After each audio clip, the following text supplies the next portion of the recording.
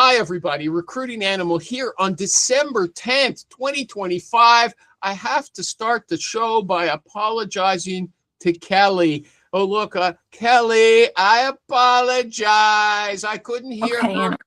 And I said it was her, not me.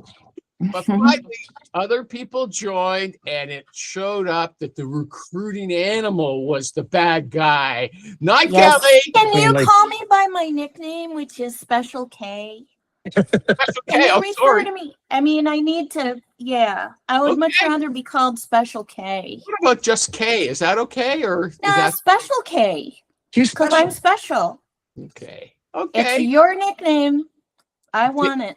Yeah, I own it. Yeah, David M. Marr, do you have something you like? I call he's in heaven, okay? He's an angel. If you want us to give you a special name, that's fine as well. Okay, so Kelly's here, Tommy Pistachio Alascio, and David M. Marr. Here's the first big issue. Kelly's heard part of it already.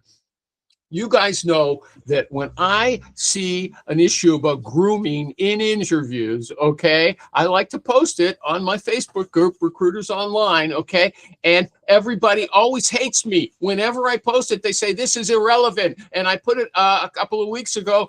The guy said, I said, is it okay to wear a puffer jacket to an interview? We discussed it here at length, right?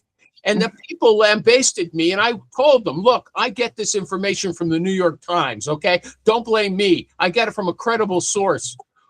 But this guy, Doug, who's a good recruiter, a big biller, this is what he said, okay?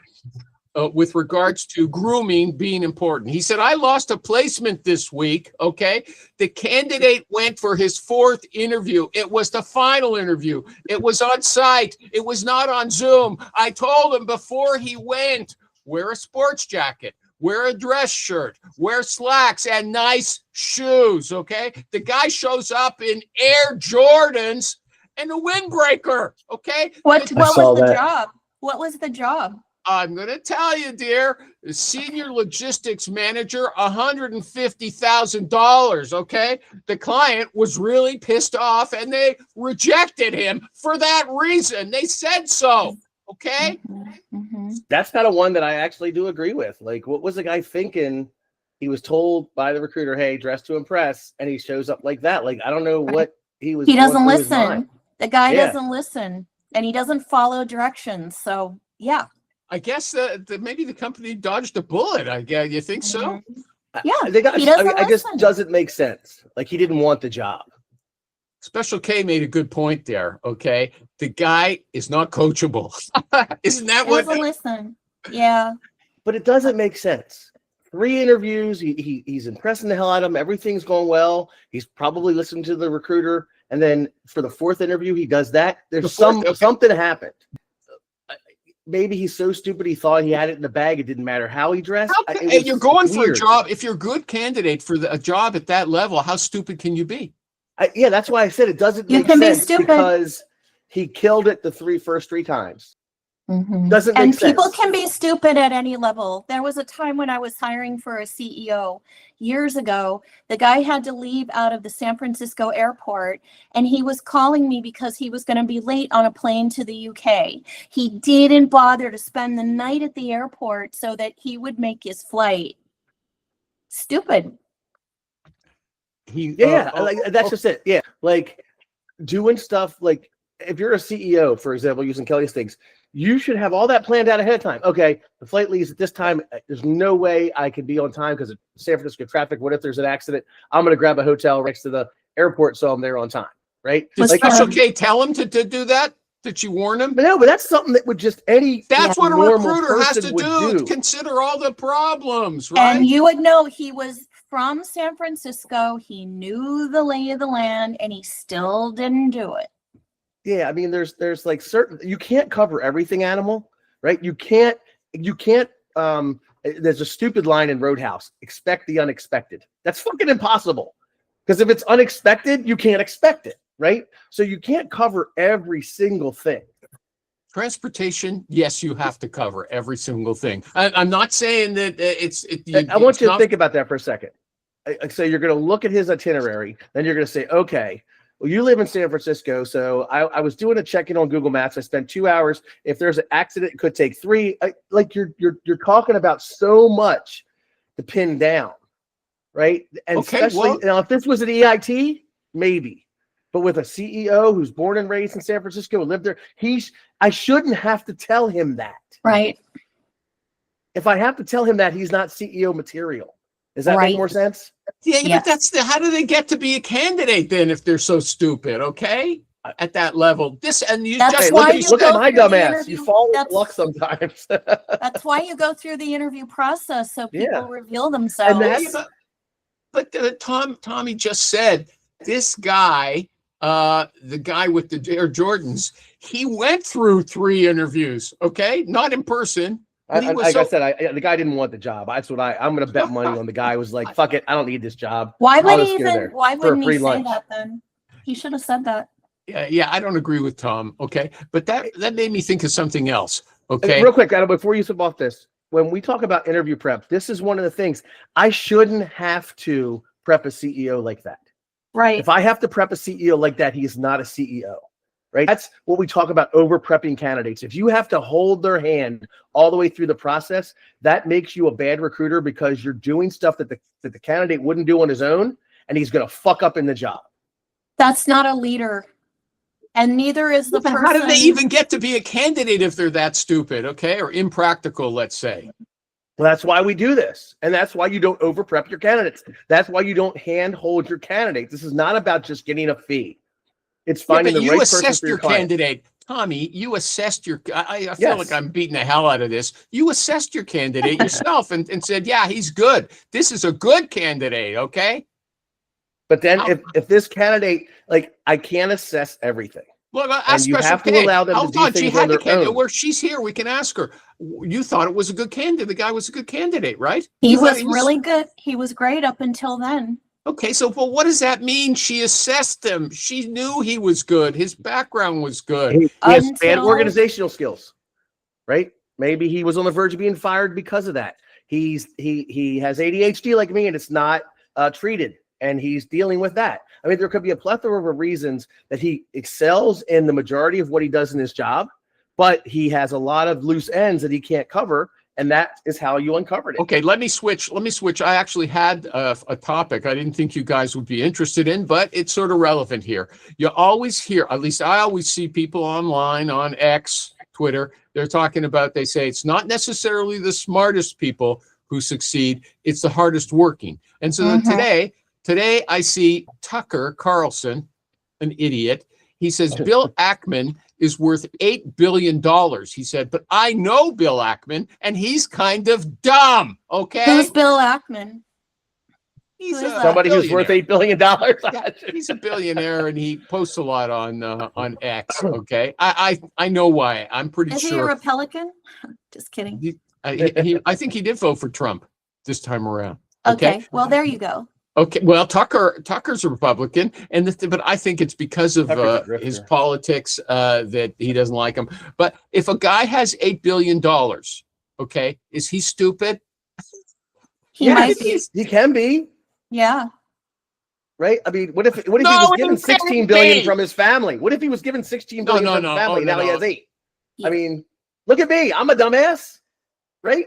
Like, I barely graduated high school. I don't consider myself smart. I'm smart in the stuff that I do here, but I'm not like what exactly. Hey, everybody, intelligent this person. is a shtick with him, okay? He's But made up a lot of that I'm stuff. not.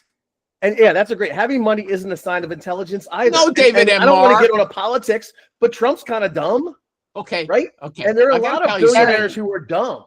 If They- I they- had they $8 fell billion, into it. I would be telling Rich Rosen that I'm smarter than him, okay? And that I'm a better No, recruiter no, than he you- is you- too, okay? Yeah, I would. David hit the nail on the head. Being smart isn't a sign of being Success? a billionaire isn't a sign of being smart. Some people inherit it, doesn't make them He smart. didn't Some inherit. people fall Let's take into it it. for granted. He didn't inherit it. How did Ackman make his money? Okay, I'll have to look it up I for mean, that's next the week. thing. Like, I'm not trying to argue with you just to argue with you. Next issue. Okay, would you present this guy? You get a candidate.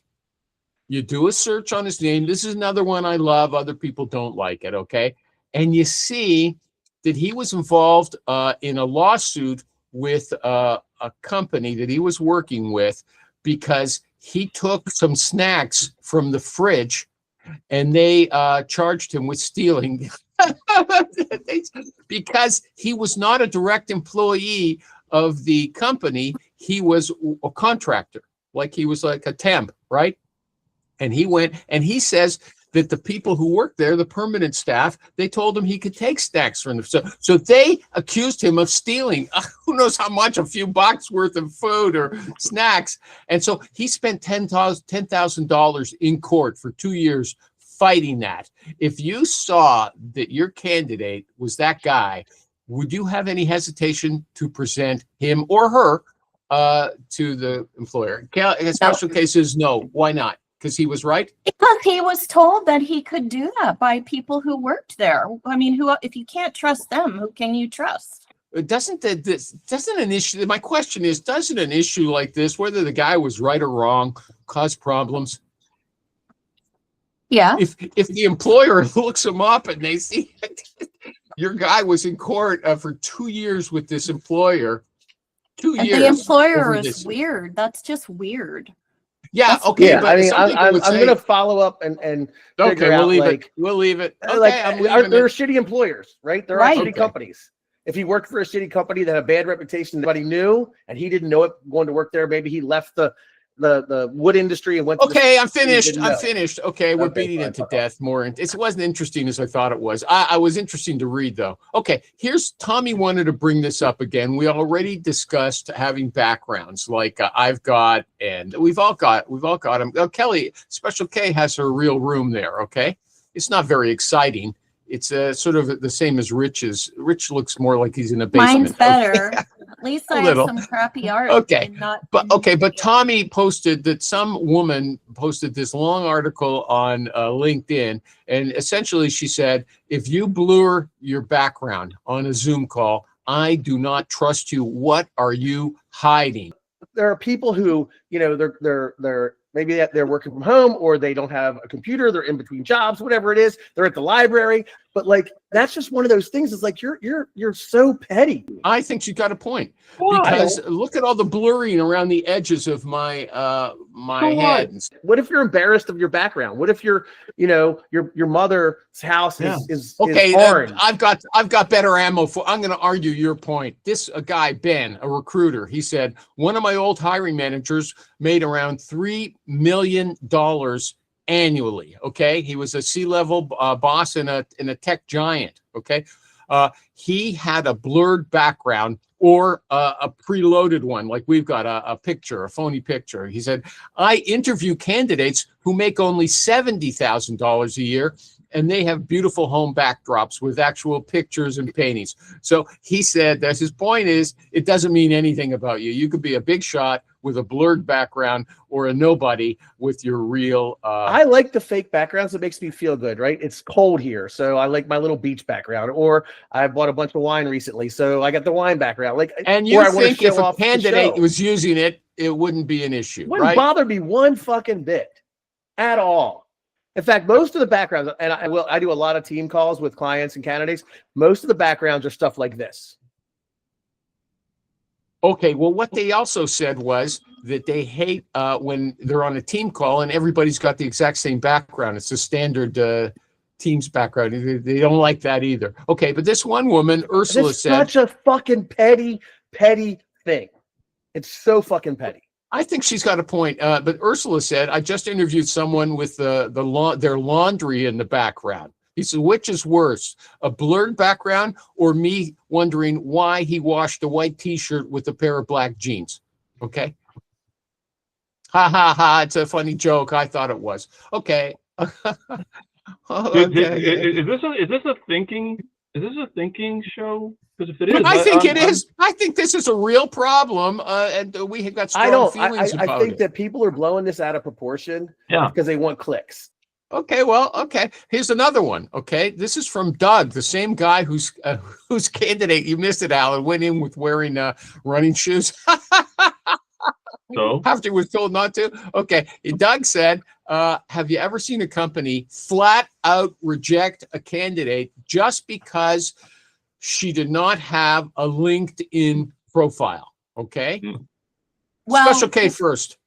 so, it depends on what the job is. Mhm. If they're a salesperson and they don't have a LinkedIn profile, that's an issue. If they work on the line in a food manufacturing plant, no.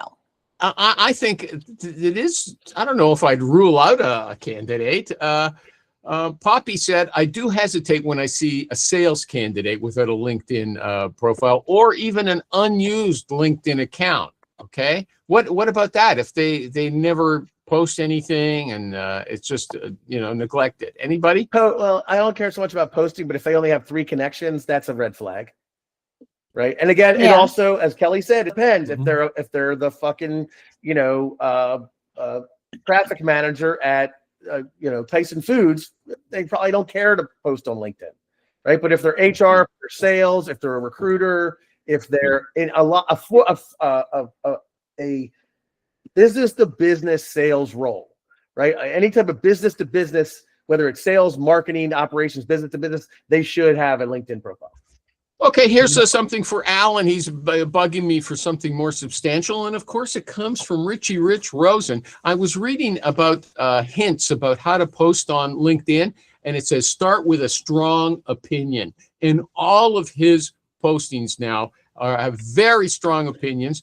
And this guy, he says, I don't just send feeble, I'm just checking in emails. Okay, those are feeble.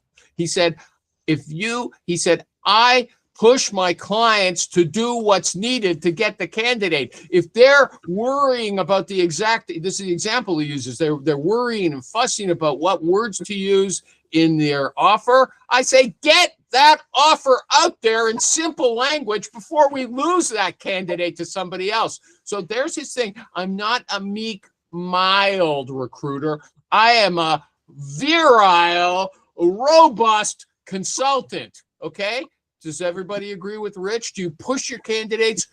Do it now, baby. No, not the candidates, the clients. Anybody want to comment? Clients. You're right. He's right. He's right. You got too many clients or babies.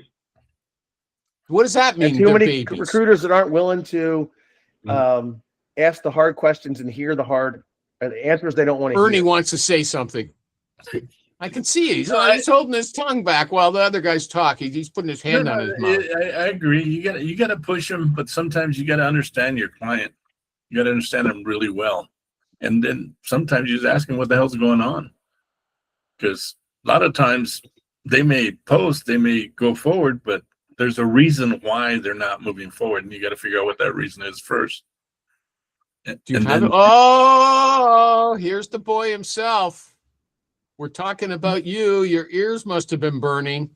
Okay. And Ernie's just giving an explanation. Let me tell Rich, bring Rich up.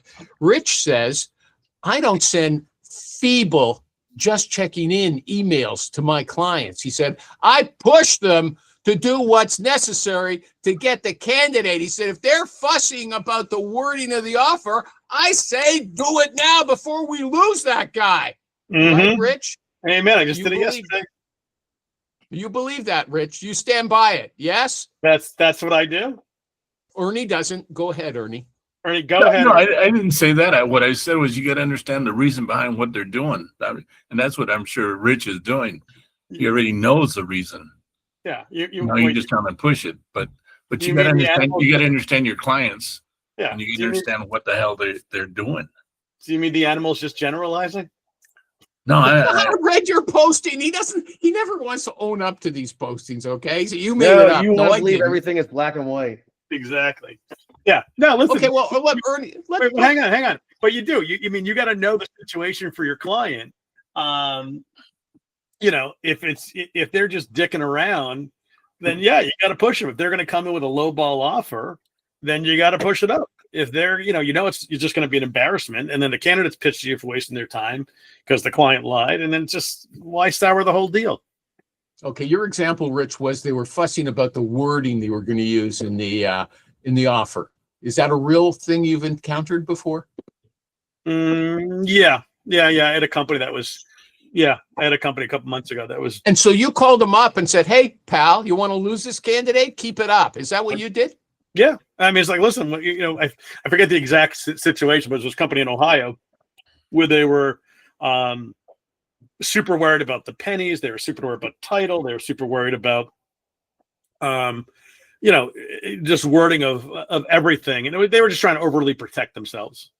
So, And you said, "Do it, do it." Is that what you did? yeah, I said, listen, this person's perfect. There's literally 0 negatives on her. You've given me not a single thing you didn't like about her. Why would you want to screw it up? I mean, but again, why do people try to screw things up just to like look like a big shot, or just to save whatever, $5,000, $10,000? If you're a company that's doing hundreds of millions of dollars, or even $20 million, even $10 million, who cares? Like why are you? We all want to save money, but there's a time to save and there's a time to invest. So why would you want to screw things up because of poor wording about a comp plan, or about vacation time, or expectations, or just make them clear. There was another recruiter I was talking to. He said he was trying to hire a guy with ethanol background. His client told him, "Well, he doesn't seem to have enough ethanol, so we're not going to go forward. We like him, but we're not going to go forward." Mm-hmm. The following day, the guy tells me, "I got another job for more money, and it's a bigger plant, and it's an ethanol plant." Then he goes back to his client, and the client goes, "I guess we messed up, huh?" "Yeah, you did." Yeah, I did. I just had this conversation yesterday. I had a candidate. The client's like, "Oh, this guy was perfect, great sales skills, but we feel like he's not going to be technical enough." I'm like, "Dude, the guy's got 2 patents, in AI." I'm like, okay, but I want to go to Ernie's. Ernie's guy, they said he didn't have enough ethanol background, but a company that specialized in ethanol hired him. But let's say they would have hired him, they would have lost him to that other company anyway for a better offer, right? Am I right about that, Ernie? Back-to-back offers? I don't know, but all I know is that the client there wasn't able to make a decision, and they start creating their own little barriers. Okay, Ernie, before we move on from this, I just want to, Ernie used to be a VP of HR, okay? So when you say, "Well, I want to know what my client's thinking," I want to know what my client is thinking. Do you have an example that you can talk to us about? What are you talking about? Well, a lot of times the client may be on his way out the door. He may get fired. His ass may be up the line. And you look at, they're not making any money. And and how they put themselves out, you got to get to know your client well enough so that you can get. Hold on. So they're delaying, they're dragging their feet, and you say, "What's the problem? Yeah, Can you tell me?" Is there another reason outside of this whole thing that you should? And he goes, "Well, I don't really have the authority anymore, or they did this, or they did that." And you got to be in a situation where you know the client well enough that he'll tell you what the real story is. But you have to develop that trust. To Ernie's point, this is why you choose your clients as well as tightly as you choose your candidates. Yeah, I don't believe you do that, Rich. Okay, because you end up with a lot of losers. Okay. No, I do. Whoa, hang on, dude. One, I place like 40 to 50 people a year. You work with a lot of companies, a lot of people. It's not yet. Is every company a winner? Fuck no. But you know what?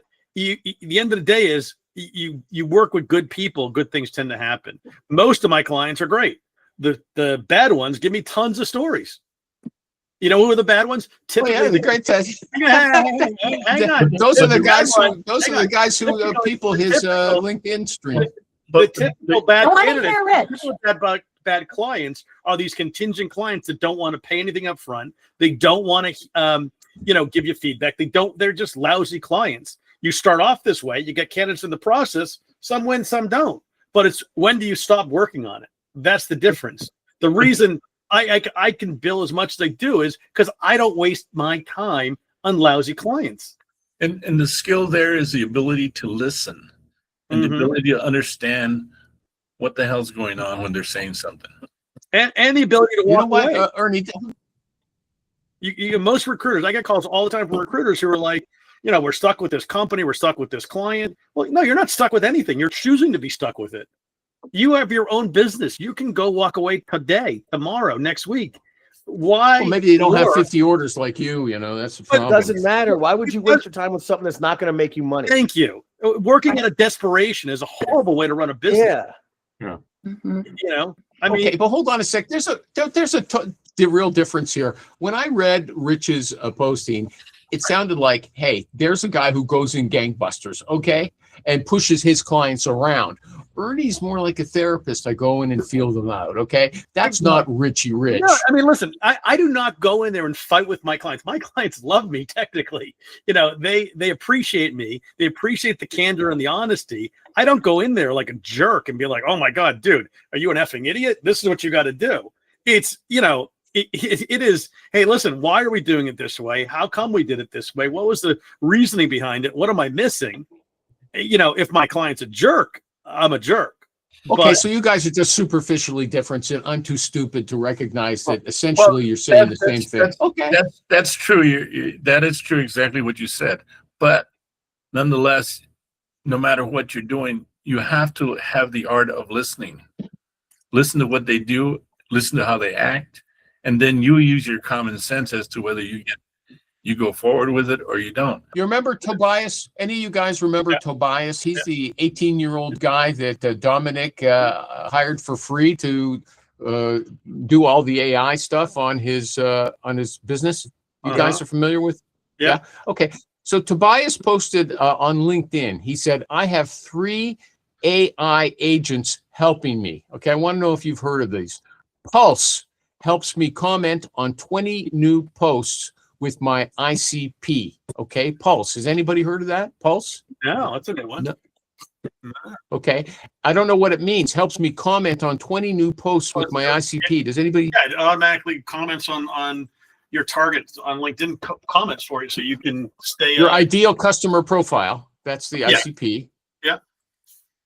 And so it recognizes when you're these designated accounts, LinkedIn accounts, it recognizes when they post. It reads the posting and comments for you. Is that what you're saying, Rich?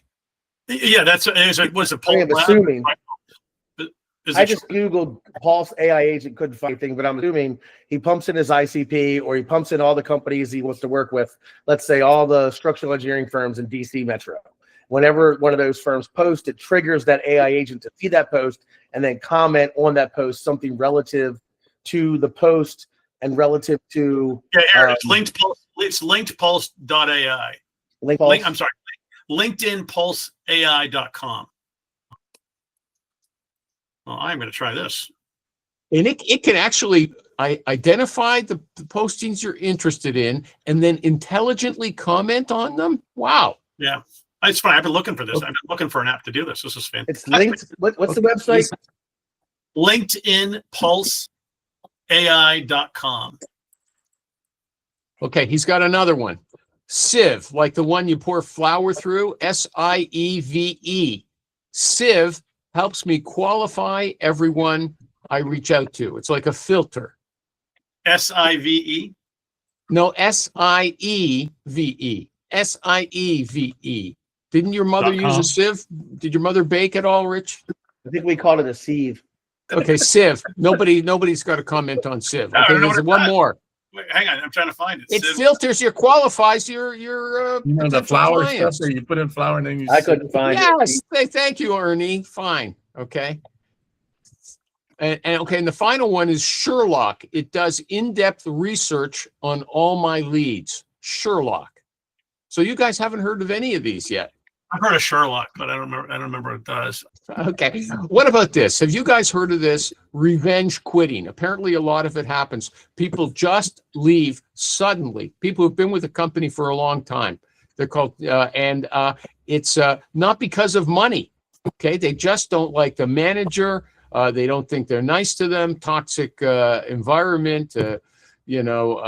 Stuff. They're not being recognized for their contribution. So it's like a culture issue. Have you ever encountered someone who you would actually say revenge quitting was the motive? Because this is not someone who doesn't like the culture and you called them up and a passive candidate. This is someone who quit just like that. Anybody? Doesn't ring any bells? Maybe it's just a phony thing that they're writing about to get Yeah, clicks on I their saw article. that. Isn't that what glass doors all about? What do you mean, Ernie? Everybody that is on glass doors complaining about nobody ever gives compliments. Yeah, on but these glass. guys actually quit. Okay, they quit. They take action. Okay, here's Steven. Well, Okay, I wait, won't say wait. his last name. They quit or they got fired, but they always call it like they quit. No, they quit. That's what it claims. No, Yeah, they got okay? fired. Exactly. You can't fire me. I quit because I'm so dumb. I don't want the unemployment. So Okay. Stick around till Okay. they fire you, and then get your unemployment. Get your 52 Okay. bucks. Here's an experienced recruiter I know personally, and here's what he says about AI. And this is an opinionated guy. I think he's very smart, but I don't agree with him about everything. He said recruiting is driven by marketing and sourcing. That's true. It's bringing in business. That's marketing, and looking for people. That's a sourcing. Would everybody agree with that? Mhm. Wait, did he say that on All- LinkedIn? All other tasks don't bring in revenue. Right. Well, what about this? Would you say business development is the most important skill for a recruiter, third-party recruiter? Or It's a skill that people are afraid to do. Okay, but is it the most important skill, Yes. Tommy? Yes. It's more Yeah, important than because- sourcing. Because if you can't get jobs, you can't fill placements, and that is what. Whereas you can outsource the sourcing more easily. Is that what you're Yes, saying? you can absolutely outsource Yeah. sourcing easily, but you cannot outsource the business. I guess you could, but what we've seen over and over again with, and Rich would probably comment on this too, is people that are constantly asking, how do you get business? How do you get business? How do you get business? It's like everybody wants to know that. How do you get business? Okay. So this guy And they said, want all your secrets. yeah, you got secrets. What kind of secrets are there? You're phoning people up or you're Just emailing them? how do you do it? Yeah, how do you do it? They want, they want somebody to tell them exactly how to do it. Yeah. And then Rich they tells want- us they all the want time. software to do Phone it them for in the them. morning. And then they don't do it. Exactly. That's you could write out everything and tell them exactly word for word to say, and they're still not going to do it. Well, Rich's formula is email, voicemail, and Email, phone. it's email, Email, voicemail. it's email, call, leave a voicemail, text, rinse, wash, repeat. Okay, text. Okay, yeah, email, text, and voicemail. Okay, yeah. Yeah, I mean, and then do it. Yeah, I mean, the end of the day, it's now it's if you're doing BD, you got to be doing posting or something like that. I mean, like I still do old school cold calling, but I'm just like a trained monkey at this point. But but honestly, the posting. I mean, I got 2 call-in job orders last week alone from that. You're 100%, kidding. yeah. Wow. I'm still waiting for the contracts, but I got the calls. Which postings were they? Well, Because it's just I accumulative. probably- People seeing it over time and being, I love your style. I like It's your. free marketing. It's free marketing. Why people don't use it, Yeah. I don't understand. well, And it's I- not and I- free and I if you're talk paying a big someone to game, do and it I'm for you. also bad about staying consistent with it too. But I mean, you That's like absolutely for should use for it. $500 a month, it's free.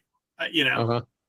I mean, you can't. There's nowhere you're going to get cheaper advertising. Okay, hold on. So this guy says AI fails at those things. Those are the only 2 things that make you money: business development and sourcing. And AI can't do that. Okay. Okay. It's Oh, does boy. anybody? We're to the end of the time. Does anybody want to discuss anything else? Should I bring up something, or should I end the show on this note? I'll do the ads while you guys decide. Okay. Tommy Pistachio Elascio has 2 shows now. Go to therecruiterroundtable.com and you'll find out all about them. One's Tuesday at 5:00 Eastern time. Is that right, Tommy? Ask a recruiter, ask a At headhunter. 5 p.m. And every the- Tuesday. Yeah, and the other one is Friday, 12:30 p.m. And you'll see almost all the same people there, and many others as well. Okay, therecruiterroundtable.com. Now, Richie Rich has a sale going right now. If you join his class, you get free classes till the end of the year. How many are left? 1? Oh, none. No, you get this 2, but it's half off for 6 months. It's literally. Oh, it's the cheapest really? training. You're kidding. Yeah, it's 50% off for 6 months. So you're paying it's like $400 for like 26 classes. Wow. And okay, and here's how the class, it's at 8:45 Thursday morning Eastern time. It's online, a small group of recruiters who have taken a blood oath to keep everything you say confidential. You can ask Rich any question you want. He'll take any question and he'll answer honestly. And he's got a partner on the show, Trish, to disagree with him about everything, just so you can see 2 points of view. Okay. That was a good ad. Anybody else want to advertise or plug anything else? No? Okay. I'm going to thank Special K Nelson. Are you related to any of the famous Nelsons like Ricky Nelson? No? You can't hear me. I don't think he's frozen. Okay. Tommy Pistachio Elascio. I don't think so. Or maybe we are all related.